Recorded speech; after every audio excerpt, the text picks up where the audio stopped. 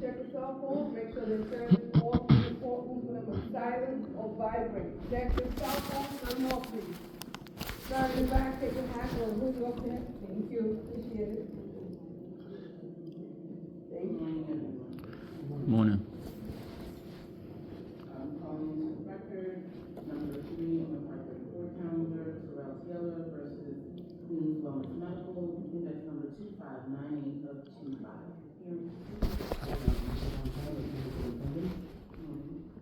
Terrell Taylor.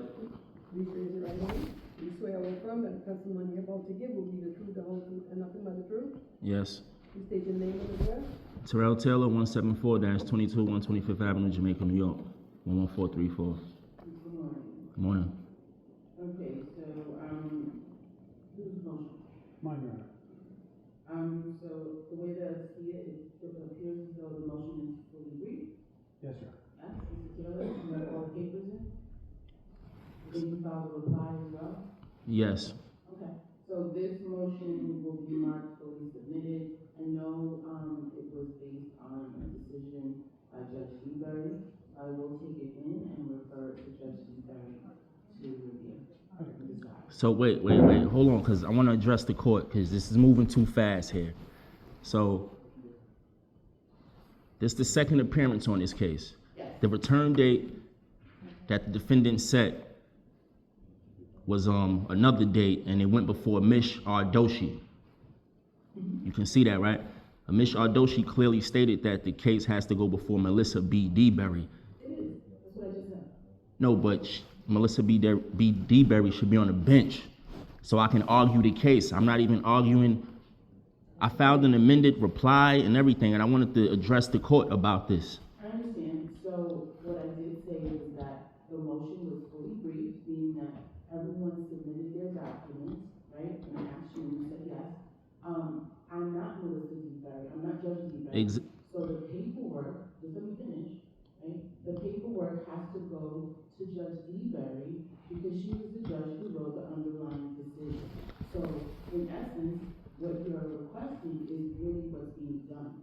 Now, when Judge Dewberry gets the papers, if she would like to set a time for oral argument, then she will do so. But I have to send it back to Judge Dewberry. That's what I'm doing. This is weird, though. It's weird. It's the second court appearance, and Honor Melissa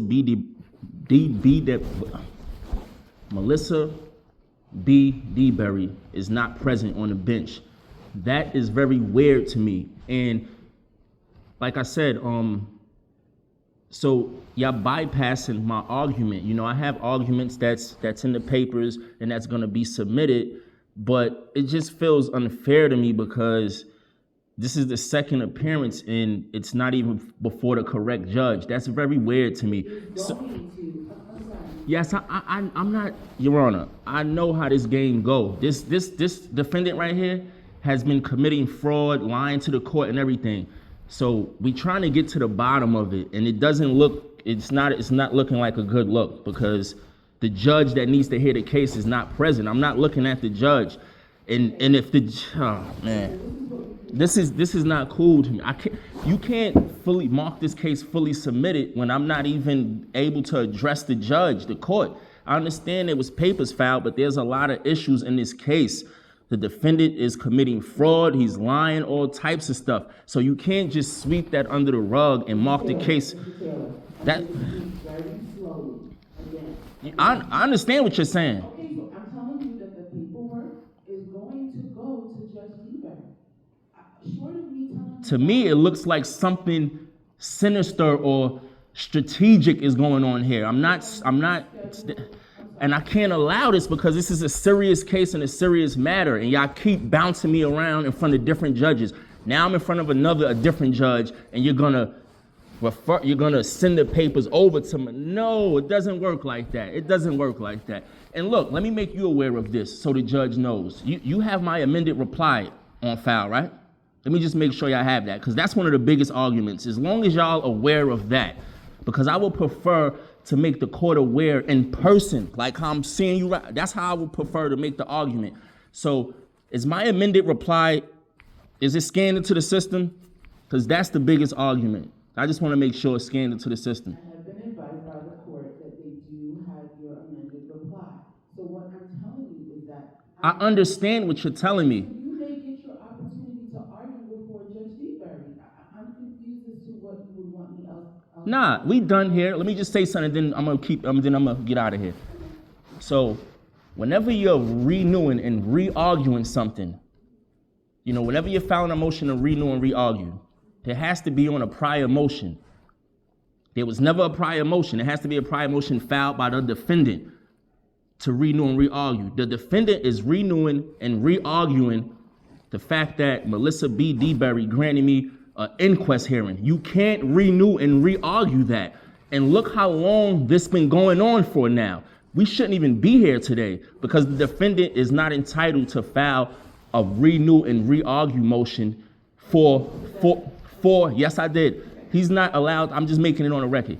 The defendant is not allowed to file a motion to renew and re-argue. So you see how long this delay has been? Technically, the court allowed the defendant to commit fraud and improperly file motions. They allowed him to do that. That's why I'm upset. They allowed him to do that. They allowed the defendant to do that. And it went before Amish Ardoshi. That judge didn't do nothing about it. Now it's before you. That's the second judge. So it's prolonging the matter. You see that? It's been prolonged already for 2-3 months already. So that's why I feel away. That's why I feel away, because y'all prolonging the case on purpose. Can I get a written decision? Can I get a written decision on that? Can I get something in writing? Something? Nothing in writing? All right.